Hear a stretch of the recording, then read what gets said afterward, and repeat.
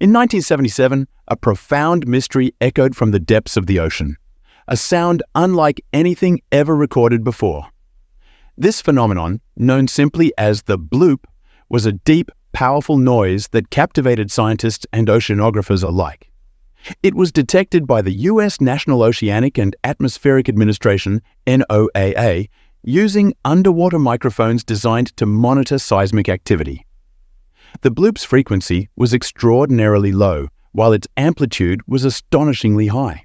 In fact, this sound was so strong that it could be picked up by sensors located over 5,000 kilometers away. Scientists quickly became intrigued by the origins of this enigmatic sound. The first hypothesis was that it was generated by a massive creature lurking beneath the waves.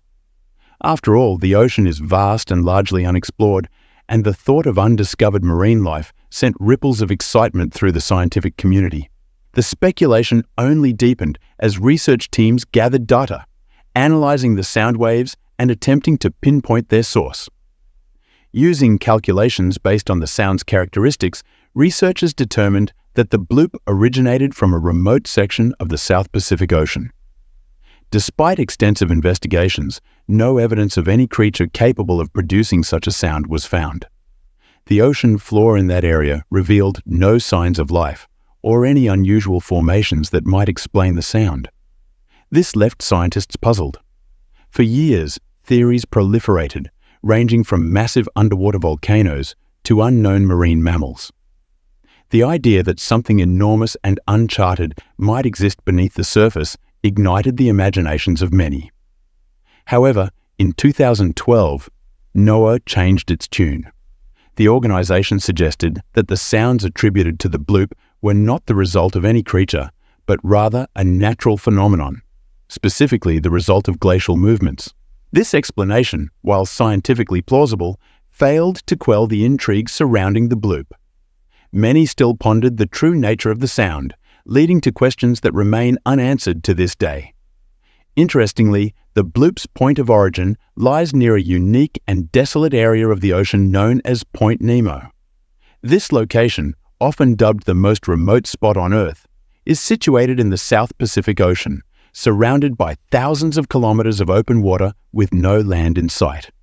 The nearest landmass, an uninhabited section of Antarctica, is approximately 2,688 kilometers away. The nearest populated area is even further, over 3,300 kilometers to southern Chile and nearly 4,700 kilometers to New Zealand. Point Nemo is so isolated that, surprisingly, the nearest humans to this spot are often the astronauts aboard the International Space Station, ISS, which orbits approximately 400 kilometers above it. Point Nemo is not only notable for its isolation, but also for its role as a graveyard for decommissioned satellites and spacecraft. The region spans approximately 220 million square kilometers, an area vast enough to encompass countries like Russia, with room to spare for several others, including Egypt. Yet, despite this immense space, human life is almost non-existent. Researchers believe that the challenging environmental conditions contribute to the absence of marine life in this region. The cold water temperatures and limited nutrients make it a harsh habitat for many sea creatures. The lack of nutrients in Point Nemo results from the peculiar oceanic currents in the area. These currents circulate in such a way that they prevent the influx of nutrient-rich water, crucial for sustaining marine ecosystems. As a consequence, there is a significant reduction in plankton and other microscopic organisms that form the foundation of the ocean's food chain. Without these organisms, larger marine life struggles to thrive. The depth of the ocean in this area reaches around 3,700 meters, or about 12,100 feet, making it incredibly dark and inhospitable. Sunlight cannot penetrate this depth, eliminating the possibility of photosynthesis. Any life that does exist here must be highly specialized, such as deep-sea squids and bioluminescent fish, adapted to survive in extreme conditions. Interestingly, Point Nemo was first identified in 1992 by a Canadian engineer who utilized mathematical calculations to pinpoint its exact location.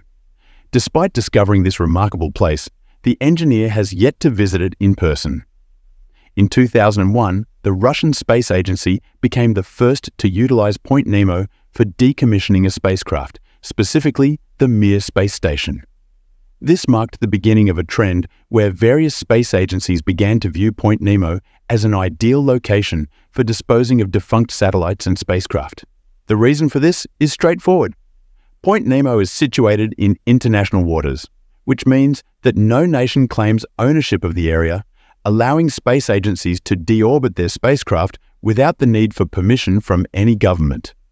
As of today, Point Nemo has become the resting place for the remnants of over 260 spacecraft. It serves as a reminder of human endeavors in space and the inevitability of the life cycle of technology. In fact, NASA has indicated that the International Space Station is also expected to be decommissioned in the vicinity of Point Nemo by 2030. As satellites and spacecraft are meticulously designed, they are not built to last indefinitely. Much like consumer products, these space objects have an expiration date, after which they must be safely deorbited. One notable incident that highlighted the importance of controlled deorbiting occurred in 1978. The Soviet satellite Cosmos 954 lost contact with its base station and eventually became uncontrollable. It re-entered the Earth's atmosphere and disintegrated, scattering radioactive debris over a wide area in northern Canada.